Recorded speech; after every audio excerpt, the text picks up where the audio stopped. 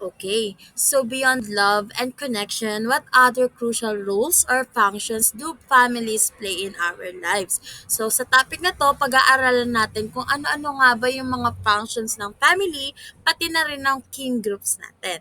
So ngayon, next slide tayo. Okay, so here's the table of contents wherein we will be talking about the different kinds of functions of the family and kin groups. Next. Okay. So, providing care and attention. So, in this function, dapat na ipro-provide ang mga basic needs ng bawat isa. Ano nga ba yung mga basic needs ng tao? Una, pagkain, tirahan, pananamit, at mga pangkalusugang pangangailangan. Pero this function isn't just about the physical needs. Pwede din ito yung kung paano natin na ipro-provide sa ibang tao or sa ating pamilya itself yung care and attention in terms of giving praise and encouragement, showing gratitude, or yung pag-nurture natin sa kanila. That could build strong emotional supports towards our family. The more na dysfunction was being provided for each one of us, mas naa-attain natin yung pagkakaroon ng harmonious and well-organized family. Okay, next function. Sumunod naman ay ang providing social status. So when we say providing social status, ito ay yung label sa iyo ng lipunan base sa wealth, influence at power na mayroon ka or ng family mo. Kaya nga meron tayong dalawa, ito yung achieve at ascribe status. So kapag sinabing ascribe status, ito yung minanang label natin nung pinanganak pa lamang tayo. Halimbawa, pinanganak tayo sa isang wealthy family. So mayaman na agad yung status natin sa buhay. While kapag sinabi namang achieve status, ito yung status na natatanggap natin bilang bunga ng mga actions or mga ginawa natin sa buhay, parang rags to riches, ganun, or mga narating natin sa buhay, yun. Kapag may natapos tayo sa ating pag-aaral, di ba, magkakaroon ng magandang trabaho. So, yun yung pwedeng example do sa achieve status. Pero great example natin dito ay yung classification ng upper, middle, and lower class, yung triangle. So, okay, next function. So, next is the providing mechanism of social control or for social control rather.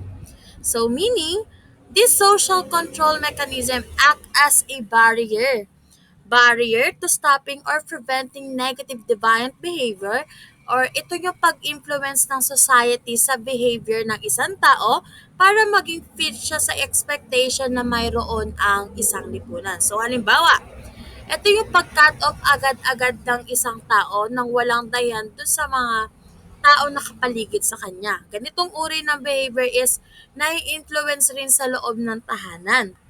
For instance, nag-call out lang sa'yo yung tita mo, yung tito mo, kasi nakikita niyang nagbabago or may pagbabago sa ugali mo. So, constructive criticism naman ang binigay niya sa'yo, pero ang ginawa mo is kinat off mo na yung ugnayan mo sa kanila dahil nga negative yung tingin mo dun sa naging actions nila sa'yo.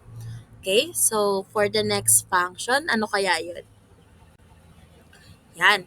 So, next functions of the family and kin groups is yung individual's first and foremost school is often considered to be the family itself. So, individual's first and foremost school is often considered to be the family dahil nga sa magulang natin ang una nating guro at ang tahanan natin ang una nating paaralan. Gusto lang sabihin ng functions na ito ay na learning begins at home from the time we are born. A proper and mature education at home is instrumental to how we progress as individuals. So, yun yung ibig sabihin ng functions na to. Dahil nga unang guro natin or unang teacher natin ay yung ating mga magulang at ang una nating paaralan ay ang ating pong tahanan. Okay? For the next function, maintenance of order. So when we say maintenance of order, in this function, gusto lang nitong i-emphasize na whenever there's a set or enforced rules at home, mas makakatulong ito for us to have a well-organized, communicative, and strong family bond. So ito, sa functions na to, mas ine-emphasize niya yung pagkakaroon ng set or enforced rules sa bahay. Pero dapat communicative pa rin yung isang pamilya or meron pa rin strong family bonds ang isang family while doing this function. Okay, for the next function, providing placement of the members in the large society. So when we say placement of members in the large society, it involves guiding individuals into social roles, shaping their social status and identity, facilitating networking and social connection. So in this function, it emphasizes that every members of the family should be part of societal or political institutions. Dapat kasi na-introduce na sa kanila since family member ay considered as a social or political being. And lahat ng kilos, transaction, and their value systems ay gumagana or napapagana through this system. For example, yung mga bata na dapat ay nag-aaral at nasa eskwelahan para matuto. Dapat kasi mas na-attain ng bata yung basic education since that is the right for them. Next function is maintaining motivation and morale. So when we say maintaining motivation and morale, it is a role of providing emotional support, encouragement, and a sense of belonging to their members.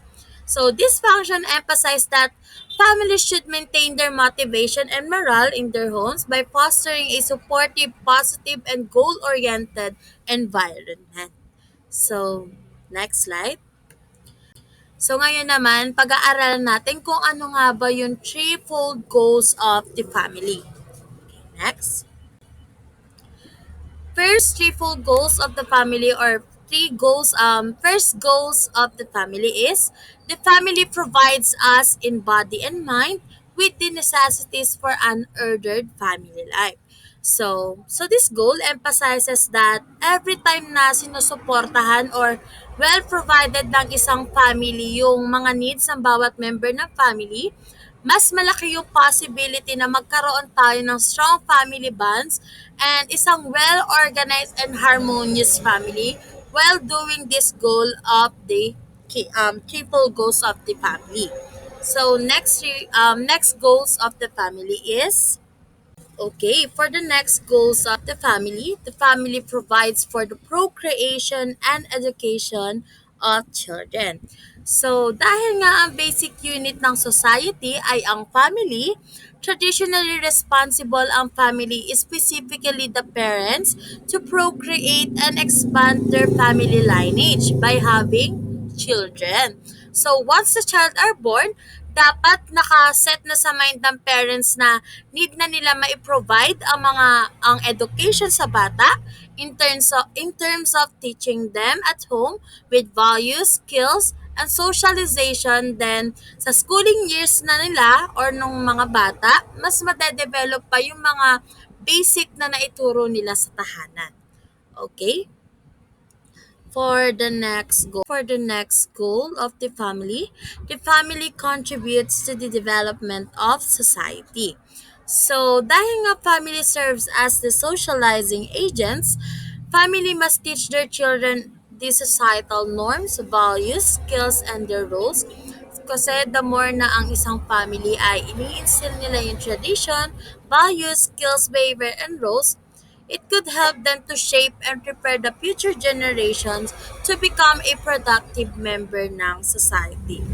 Okay, that's all. Thank you. But before I end my presentation, I will be giving this quote. You don't choose your family, they are God's gift to you as you are to them. So bilang isang anak, hindi tayo pwedeng mamili kung ano nga ba or sino yung sasamahan nating magulang. Hindi pwedeng dahil gusto mo yung ganitong status ng buhay, mas gusto mo nang sumama or mas gusto mo nang yun ang ituring mo magulang. Pwede naman nating ma-achieve yung mga ganong status ng buhay or ng status ng isang pamilya basta meron lang tayong pagtsatsaga at dapat kontento tayo sa kung anong meron tayo. Alam nating mahirap, pero hanggat meron tayong pag-asa na ipagpatuloy kung ano yung mga nasimulan natin, posible na in the future magiging ganun yung pamilya natin, mas makakaangat kung nasa hirap, at kapag nasa mga pagsubok, mas makakaya kasi nandyan kayo, sama-sama kayong humaharap sa kung ano man yung binabato ng ating paligid sa atin na dapat nating makaharap. Yun lamang po. Marami po salamat sa oras, and God bless.